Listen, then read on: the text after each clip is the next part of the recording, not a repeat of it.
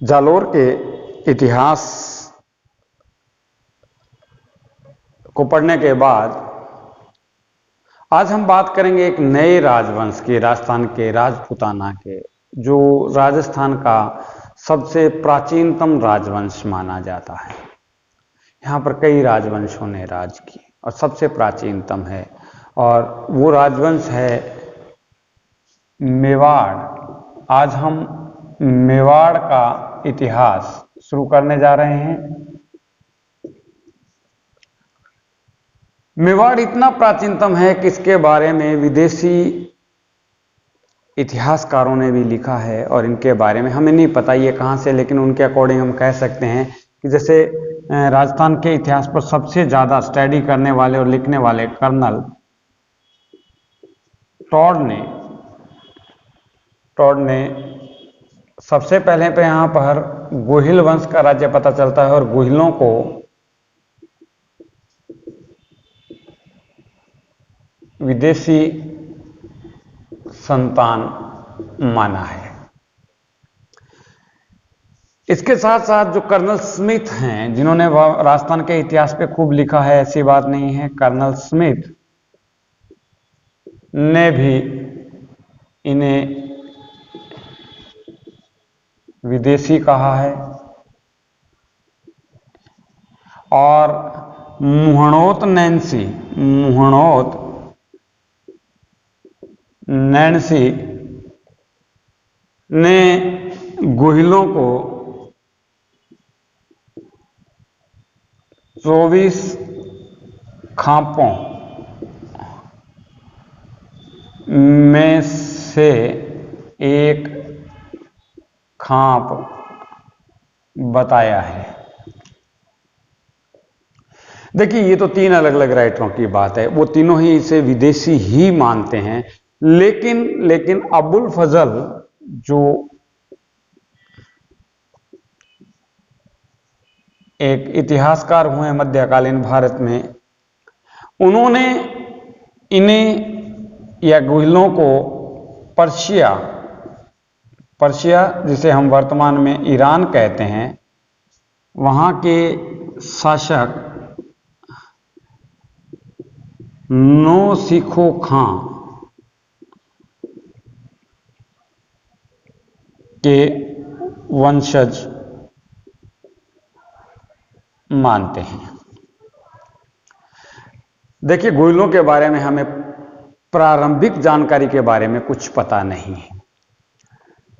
एक इतिहासकार colonel Tod, जिन्होंने राजस्थान पे खूब लिखा है, उनका मानना है कि ये विदेशी संतान थे।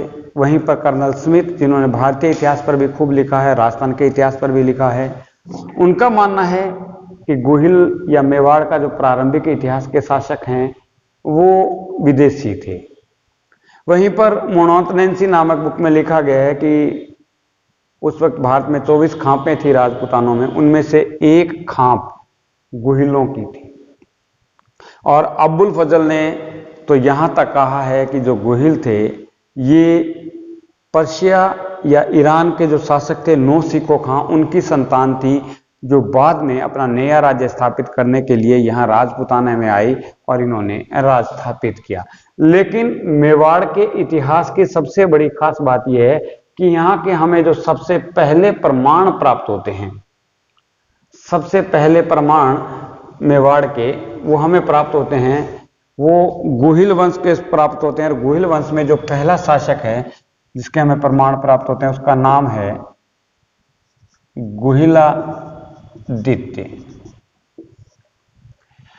गोहिलादित्य को एक अन्य नाम गुह के नाम से भी जाना जाता है। हो सकता है लिखा हो, लेकिन गोहिलादित्य के जो सोने के सिक्के हैं,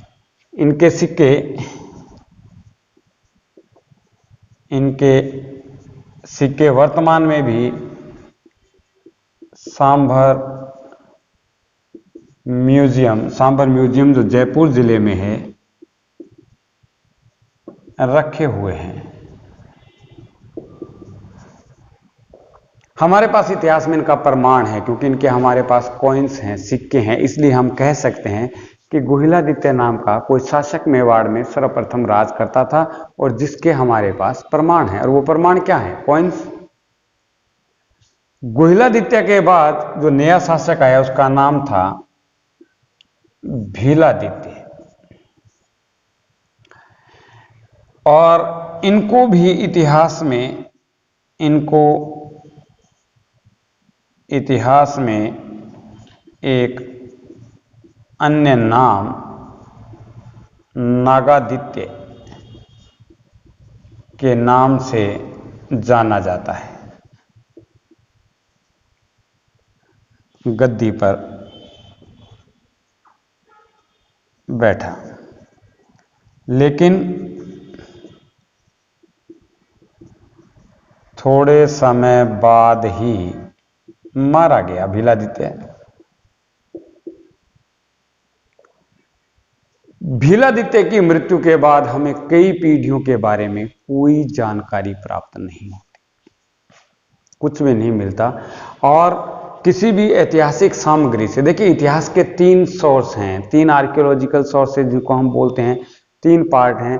कोई भी घटना अगर उन इतिहास के उन तीनों में से किसी एक घटना को टच करती है तो वो इतिहास है, नहीं तो बीता हुआ समय है।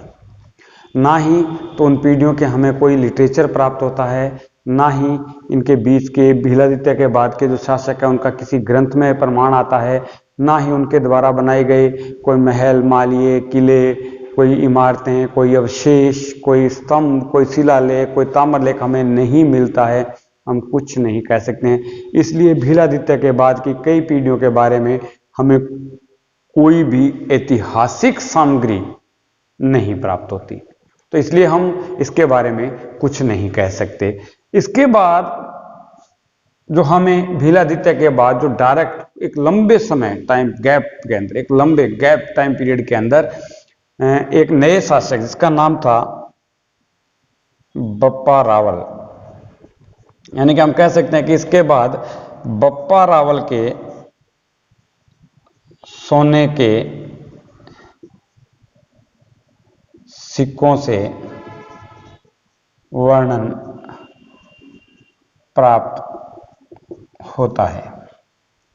और बप्पा रावल के, मैं ऊपर लिख देता हूं या हम ये लिख देते हैं, चलिए, बप्पा रावल के सोने के सिक्के सांबर म्यूजियम जो जयपुर जिले में है वहां पर रखे हुए हैं। और हम कह सकते हैं कि इसी गुहिल वंश के बाद जो दूसरा वंश आया उसका नाम था रावल वंश, और रावल वंश के जो पहले शासक जिनके बारे में हम पढ़ेंगे वो है बप्पा रावल। बहुत इतिहास में इनको बहुत महानता प्रदान की गई है। बप्पा रावल को बहुत महान शासक बताया गया है, लेकिन राजस्थान के इतिहास में जैसे हमने अजमेर का चौहान वंश पढ़ा, हमने जालोर का चौहान वंश पढ़ा, उनसे बहुत प्राचीन इतिहास है मेवाड़ का।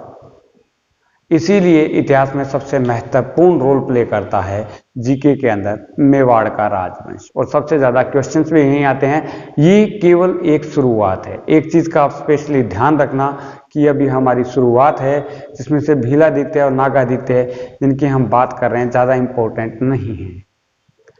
बप्पा रावल से मेवाड़ का वास्तविक इतिहास शुरू होगा, और इसके बाद जितने शासक आएंगे अपने आप में नए नए क्वेश्चंस बनाते चलेंगे और हमारे लिए एक बहुत महत्वपूर्ण रोल प्ले करेंगे जीके के अंदर। और मेवाड़ के इस राजवंश से हमेशा क्वेश्चन आएगा। अगर राजस्थान के जीके में अगर राजस्थान का इतिहास दिया हुआ है तो सबसे पहला क्वेश्चन मेवाड़ का इतिहास ही बनाएगा।